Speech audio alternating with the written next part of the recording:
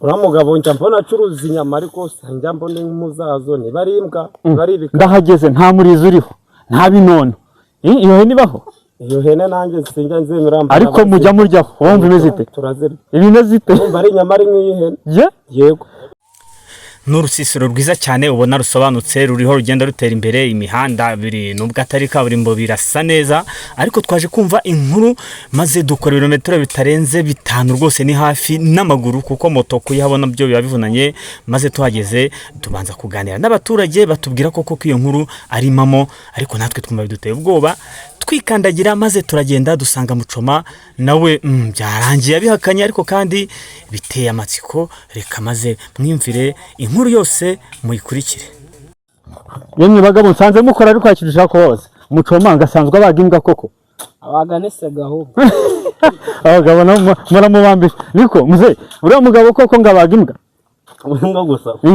N'ibikara bibaga. Ibikara noneho mu birya hose. Umva.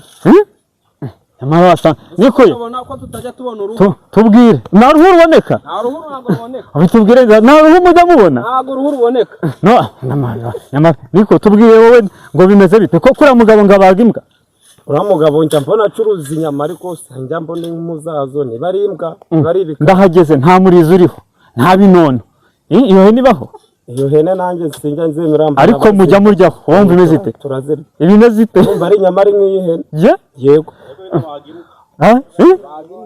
Kareka ikomereza akazi reka tugiye kureba. Yego sawa murakoze. Muze wiriwe neza? Ikomera cyane. Dusaze nawe uri gutotora inkwi. Tubwire uriya mugabo koko bari kuvuga ngo yabaza imbwa nibyo muri mudugudu ageze ibaga? Bishoboke kuba ari byo. Nanjye mbyumva gutyo. Numva babivuga ariko sindagerayo ngo ndebe, ariko ku magambo ndabyumva. Mwese ntago ndajya ngo ugure nk'intungo zingaho ujyane mu rugo urye wumve. Ibyo ntago njya mbimenya, ariko kubyumva ndabyumva. Kabaga imbwa? Ndabyumva, mbyumva nabandi gutyo, ariko mba nihitira. Wigendera? Biramukoraho? Nuko nyine niko bimeze. Ngaho komeza witotorera ibiti. Nzaza umuduki rwose. Ariko ngo nutema kimwe ujye utera bibiri. Sawa sawa. Pape ntago Muchoma yabaga imbwa. Ninde se wazirya? Reka namata nazumva kuki bamubeshye ngo yabaza imbwa Muchoma. Kumubeshya nyine ni harabika. Ni kwako n'umuntu abantu baba bamwanga, ariko ntago yayibaga. Byamatiku hano mu cyaro bangana. Ni amatiku yo mu cyaro adafite shinge na rugero ko ntago imbwa bayirya. Koko wabaga imbwa buri munsi tujya tukagura ihene. Ugirye ihene zahara kwa Muchoma? Ihene turazirya ko nta ruhuma hasanze. Urahasanga umutwe w'ihene? Imitwe bihari usibye ko akunda kwigura y'ihene. Ubwo kuba tutawasanze ubwo baguze kare. Ubwo bawuguze n'abatwara. Sawa urakoze reka tugere turebe.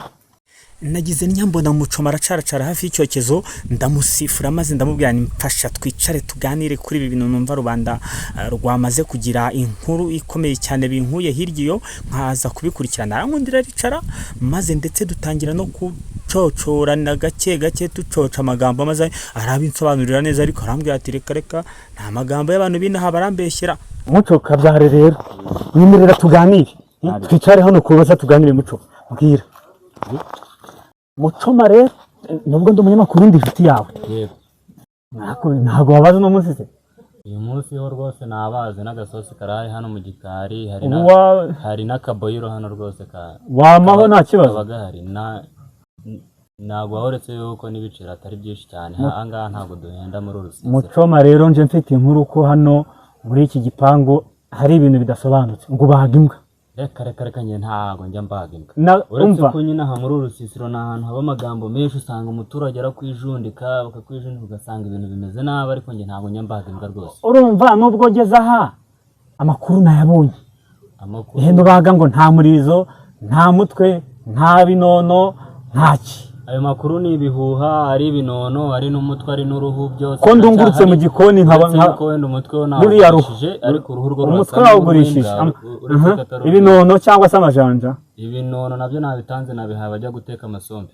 ese ndetse kangaha muri iki giturage rwose abaturage batesha umutwe umuntu bakamugendaho bakamwijundika bakamwikorera ariko muco reka tujye inama ndi umuntu w'umugabo nkawe iyo mbwa njye ntabwo nayibaze rwose uretse ko nshaka no kuzimuka ahantu urusisiro nyine ubundi imbwa ntiribwa se imbwa ibyo kuribwa njye ntabwo mbizi njye ntabwo nayiryaho na rimwe mu buzima bwanjye reka iby'umutwe tubireke n'imyono wabigurisha umurizo ihene aho dusanga zimanitse hose ko umurizo buriho iriya hene yo ko nta murizo uriho umurizo urabona yuko ari inyama igura amafaranga make buri muntu wese azayikeneye urumva umurizo wagiye mu za mbere watwawe n'umuntu wari watwaye ibintu wanagiye kubitera wabagaragaza abo bantu nabagaragaza n'uwo wagurishije umutwe wamugaragaza namugaragaza abo bose barahari muco reka nkugire inama ntitwari tuziranye niba koko iri cyano warikoze cyasanze ubikora uyu munsi ntibiguhira bagiye guhamagara ubuyobozi ntiwatoroka ntabwo natoroka kuko njye ntabwo ndi kwishinja icyaha uretse amagambo y'abantu ngiye mbaga ihene hano maze imyaka 3 mbaga ihene nta muturage n'umwe utabizi igihe bahereye barya ubu nibwo nambahaye imbwa koko kiri ku bute imisosi ngo tomere isosi yo nayiguha uretse yuko ari n'amaki yatwe ntabwo duhenda hano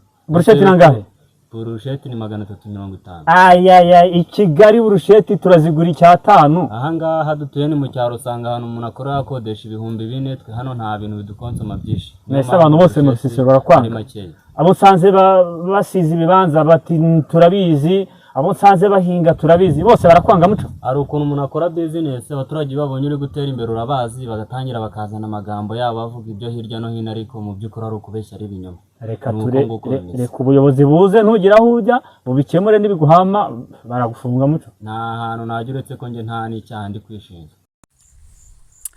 Iyi nkuru n'urwenya ntambwa yabazwe ndashimira aba bavandimwe uburyo bazi gukina inkuru nk'uko yaba yabaye koko much respect.